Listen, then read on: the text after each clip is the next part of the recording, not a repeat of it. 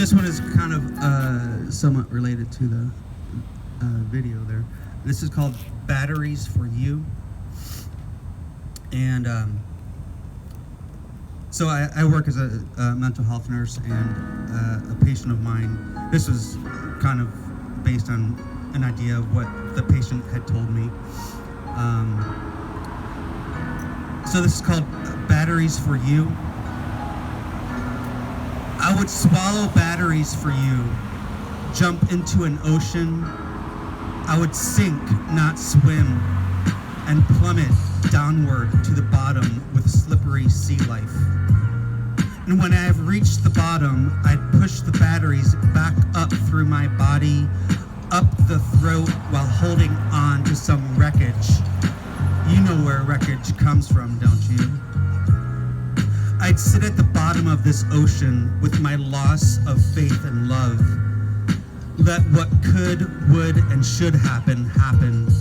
Soak, disintegrate, sway back and forth in the current for you. Ride a shark and lick it sensually, bite it teasingly, and think of you. Think of all the silly things, the things I do. I know I do them. There's just no control. Float back up toward the sun, and there'd be dead batteries for you hovering around my head, and I'd grab them, swim back down. I'd dig wet holes and bury them for you if you wanted me to. And in remembrance of you, suck my tongue, the jellyfish, the eels too.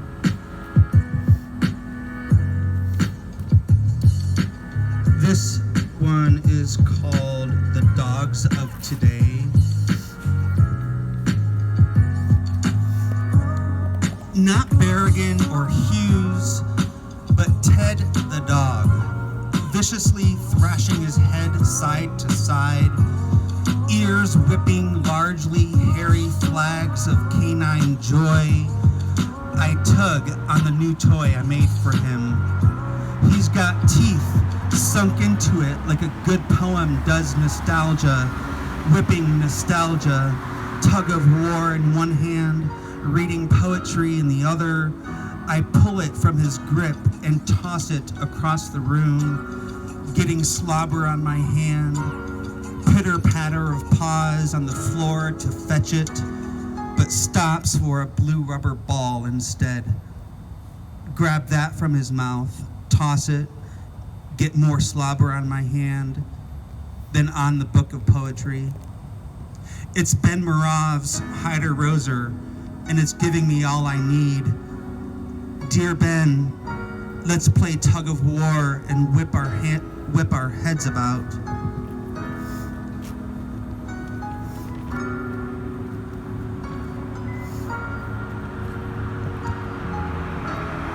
This is called Lampposts,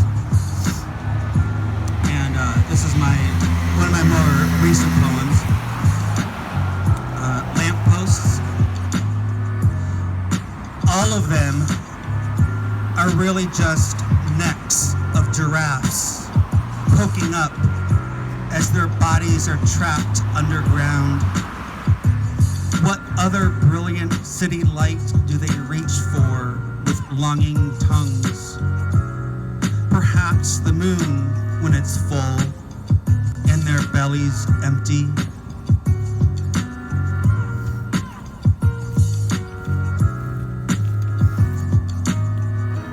So this one, I just got back from my hometown, Detroit, and this one is kind of got some Michigan reference to it. This is called The Holding Room. Lay down in a bed of paint in a room you call want and thought. Then wake your body as I know only you can in the middle of the night. Do some painting, simple arts and crafts with the color you dozed off in. A little wooden sign with string to hang it on the door to this so-called clever room of yours. Paint, welcome to want and thought. Paint it with your thumbs only, no fingers. For thumbs are what make humans human, animals though we are.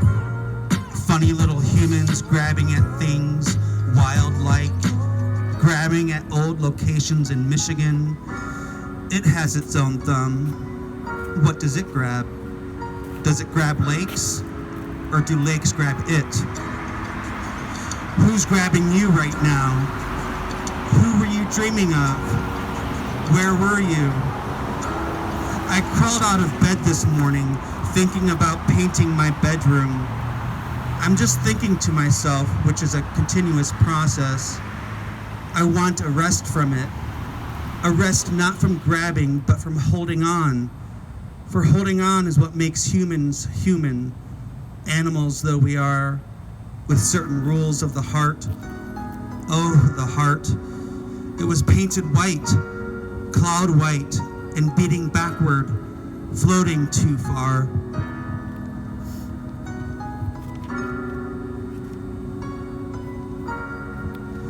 This one is called Our Limbs. But there's an intricacy that branches downward, outward, into limbs, into fingers reaching back like a fairy tale. I tell myself it's all make-believe. Arms and legs wide out. We've picked berries and pressed our hands against walls. This is need. This is our sex. He climbs out the window naked. I pick my veins out one by one and insert his jewelry into my arms. I have stained my fingers. Is it juice or blood? Weather has its own limbs. Sometimes a rope burn. Sometimes a modern jewelry like him on the tip of my tongue. Somewhere, a window has a mind of its own. It comes in layers.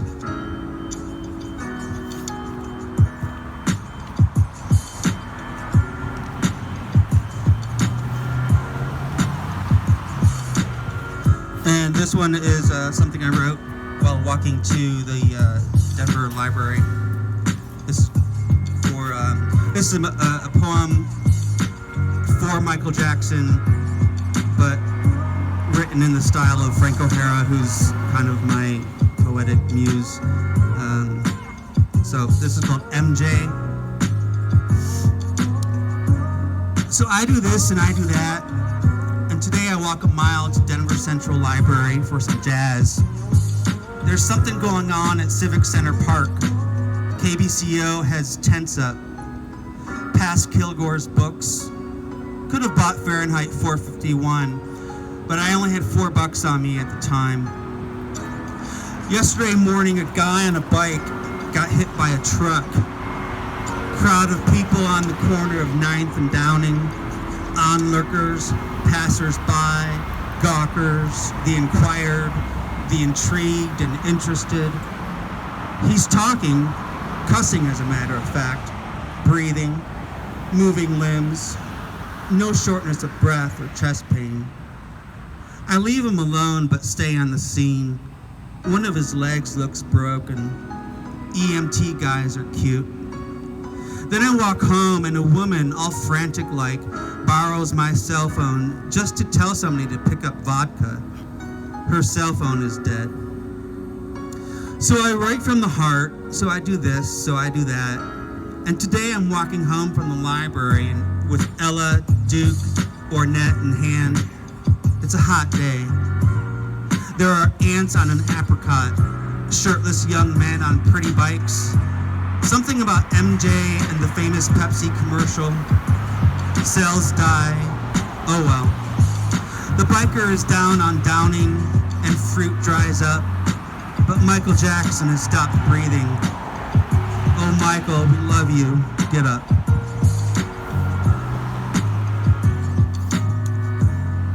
Bloom. Spaces are tulips and you water them. They're delicate and grow. They calm you. There are roses in your door. You become emotional. People who do not know you come inside. They become emotional as well, yelling about water damage. You leave, sit at the side of the road with a gun in your hand.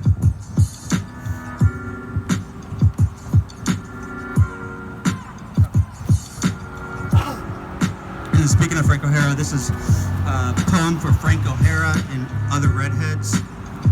I have a thing for redheads. Would you be satisfied with music if I hunt you down and bring you home? A trash can needs tidying up too, you know. A vase and plant could be a little bit more understanding. Boys become men just the same. Failures have a two-step they call humility. Balloons have no pity for the sun down and out, like always. You can't have everything, but everything can have you. The end result looks like rain. And if there's sound involved with death, it is just the umbrella. Speak French to me. I'll burn the outcomes. I wanted to read, since I was just talking about cats, where's that cat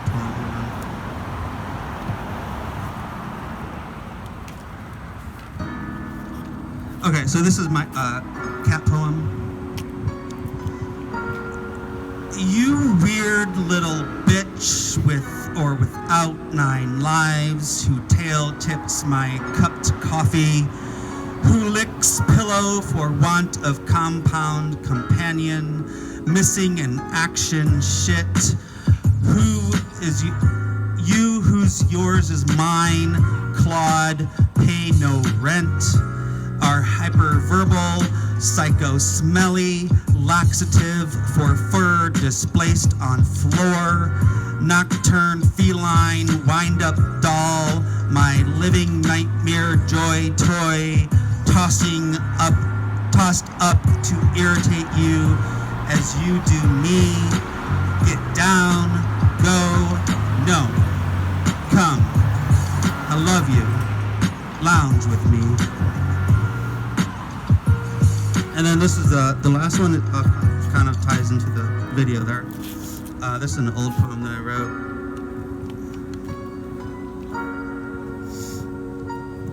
So this is called Coasts.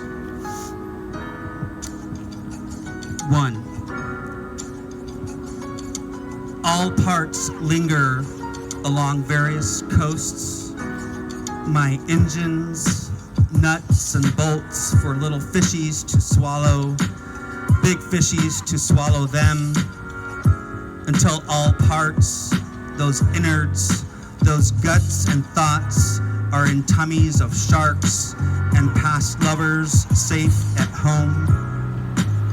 2. Parts all linger various along coasts, all nuts, bolts, engines, swallow for little fishies, big fishies to swallow them, those parts, mechanical services, technological advances, drift to sea until those innards, those guts and thoughts of past lovers safe at home are sharks. 3. That takes guilt. Lovers safe at past homes.